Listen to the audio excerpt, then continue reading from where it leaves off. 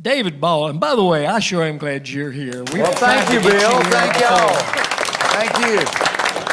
You got a great thing going here. It's a great presence. It's a pleasure to be here. Well, don't let this be the only time you visit with us. Okay. Because you're a talented gentleman.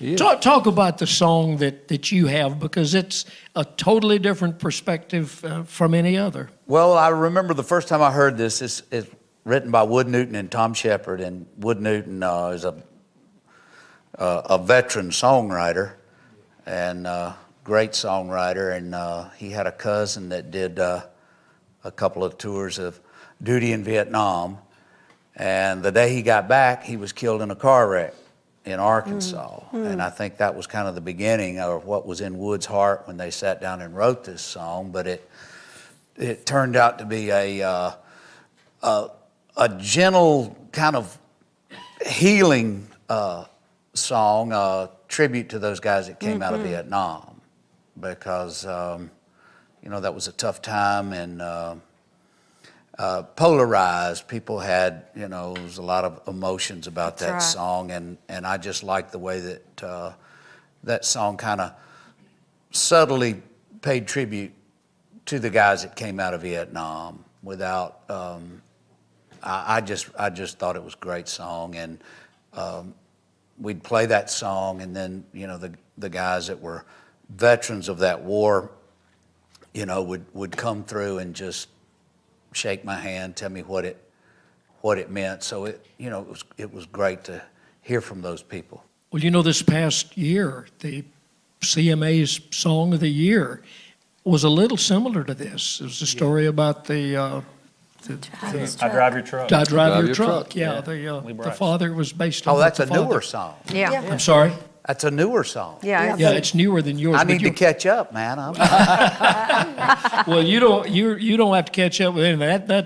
The writing with Private Malone is an absolutely incredible song. Yeah, and I think you need to come Thank you. sing it for us. Thank you. Yeah. David Ball. Go do it. We heard from a lot of great people, but mostly we heard from people who won't know where they could buy a Corvette for $1,000. Yeah. But yeah, let's do the Riding with Private Malone. Sure.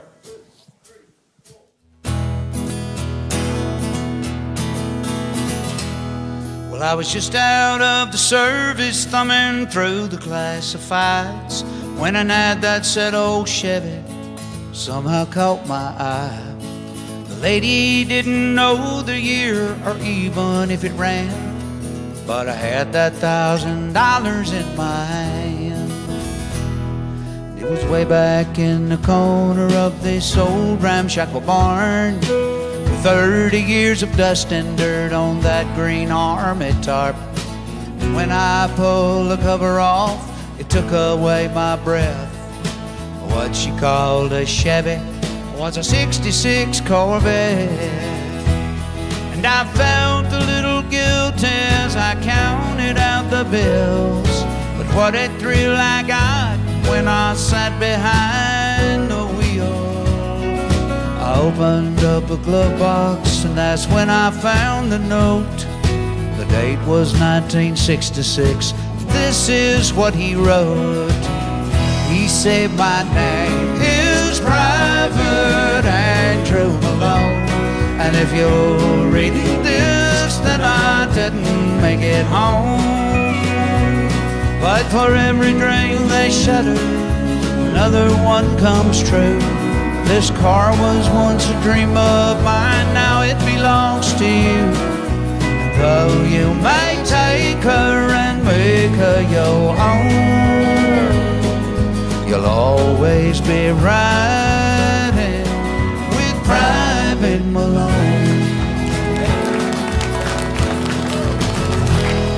Well, it didn't take me long at all, I had her running good. I love to hear those horses thunder underneath her hood. I had her shining like a diamond, and I'd put the rag top down, and all the pretty girls would stop and stare as I drove her through town. Yeah, the buttons on the radio didn't seem to work quite right, but it'd pick up that oldie show, especially late at night. And I'd get the feeling sometimes if I turned real quick I'd see a soldier riding shotgun in the seat right next to me. It was a young man named Private Andrew Malone who fought for his country and never made it home. But for every dream that shatters, another one comes true. This car was once a dream of his back when it was new. And he told me to take her and make her my own. And I was proud to be riding with Private Malone.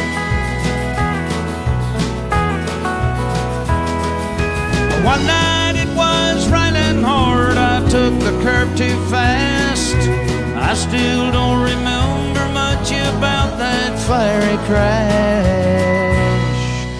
Someone said they thought they saw a soldier pull me out. They didn't get his name, and I know without a doubt it was a young man named Private Andrew Malone who fought for his country and never made it home. But for every dream they shattered, another one comes true. This car was once a dream of his back when it was new. And I know I wouldn't be here if he hadn't tagged along. Oh, that night I was riding with Private Malone. Oh, thank God I was riding with Private Malone. Private Malone.